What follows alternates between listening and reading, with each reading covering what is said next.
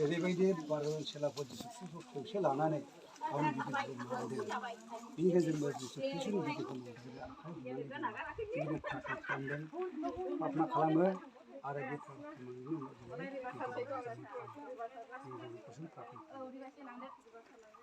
गोजौ थानाय बुहुम मानो गोनां जोंखौ बाफा नोंखौ बे समाव हामबाय होनदों जेब्ला नों बे संसाराव दंमोन प्रभु अब्ला नोङो गावनि सेलाफोरखौ लानानै बे नोंनि गिदिर बिदिखौ दिन्थिनांगौ बेनिखायनो आफा जोङो गोसोखौ गोसोखांनो थाखाय नोंनि थैनायखौ गोसोखांनो थाखाय गोसोखांफायनो थाखाय मावफायनो थाखाय जों नोङो गावनि बारजों सेलाखौ फोरोंनांगौ दिन्थिनांगौ जोंबो बे बिदिखौनो जोङो खालामनांगौ बेनिखायनो आफा जों जेब्लासिम बे संसाराव थाबाय थागोन जेब्लासिम नोङो बे संसाराव फैनाय नङा प्रभु अब्लासिम जोङो बे नोंनि बिदिखौ जोङो गावखौ जोङो साबसिन जायगासिम जहननि सयनि सन्ताना आन्दानाव हौवाफा जायहा आंनि थैखौ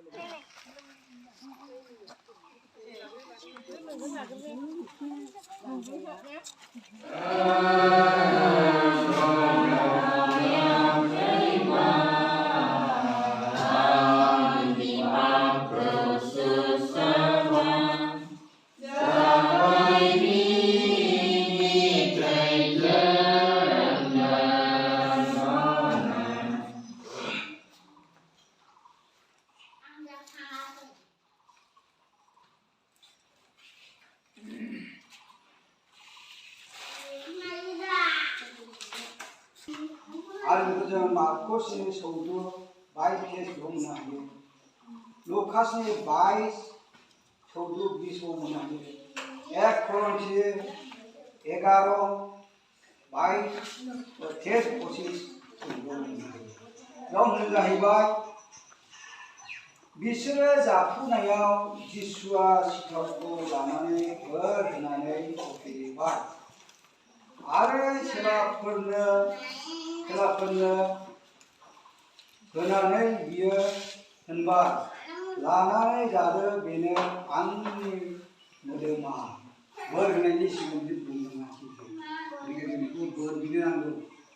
होफैनायनि सिगां जों बियो बोर बिग्रोनो नागिरनांगौ लोंनायनि सिगां जों बोर बिग्रोनो नांगौ जिसु ख्रिस्टआ जों जाहैयो बेनो आंनि मोदोमा गोजौसिनफ्राव थानाय बयबो मान गोनांसिनफ्रावबो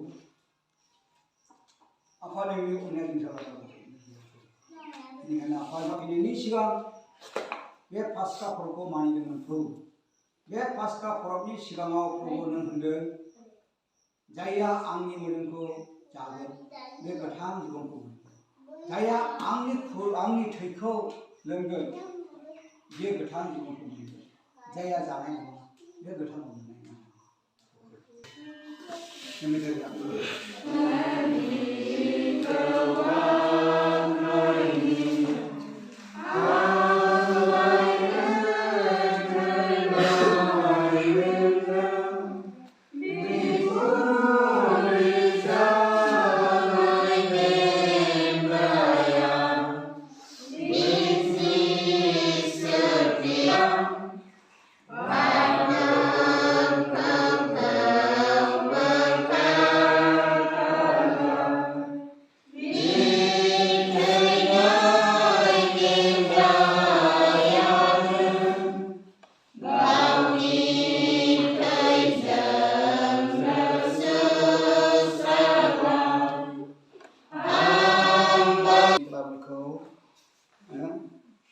लानानै जादो बेनो आंनि मोदोमा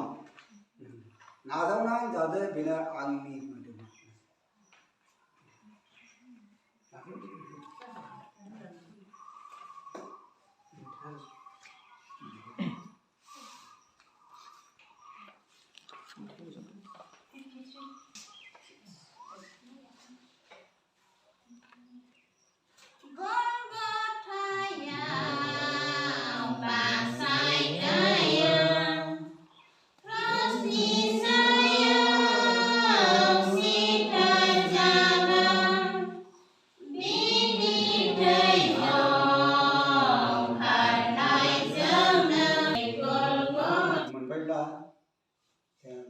गावनो गाव प्रार्थना खालामनानैहाय जानो हायो गाव गासै प्रार्थना खालामनो जों प्रार्थना खालामनो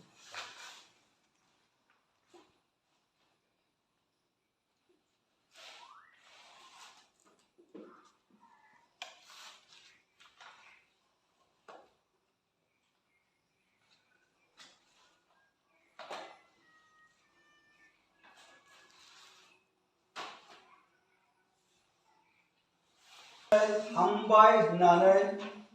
बियो बिसोरनो होननानै होनबाय नोंसोरो बयबो बिनिफ्राय लोंदो मानोना बेनो रदाय खानायनि आंनि गोबांनि थाखाय पापखौ नागारनायनि थाखाय होजागोन थैया बयनिखौ पापखौ नागारहोनायनि थैया बेनो बेखौनो जोंखौ बिनानै लोंनो थिनदों आरो बेखौ नागारनानै लोंनो थिनदों गोबांनि थाखाय पाप नागारहोजानायनि थै मोनो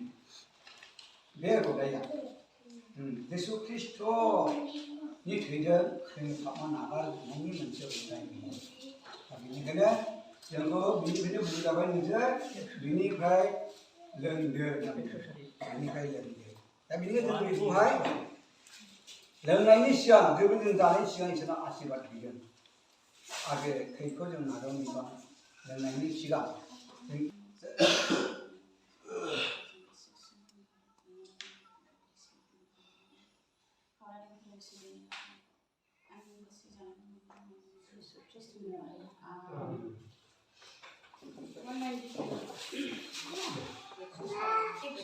One year ago.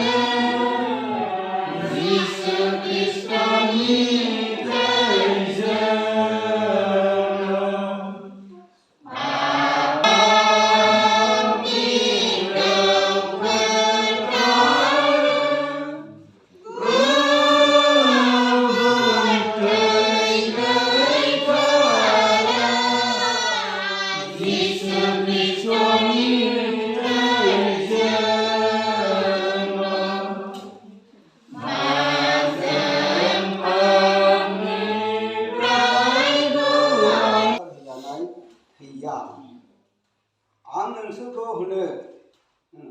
बेनिखायनो जोंखौ होनाय गोबांनि थाखाय पाप नागारनायनि बेबायदिनो बिनि रदाय होनाया गोबांनि थाखाय नागारनायनि पाप नागारनायनि मोनसे बे रदाय होनो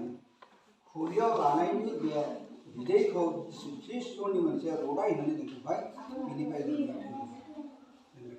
बेखौहाय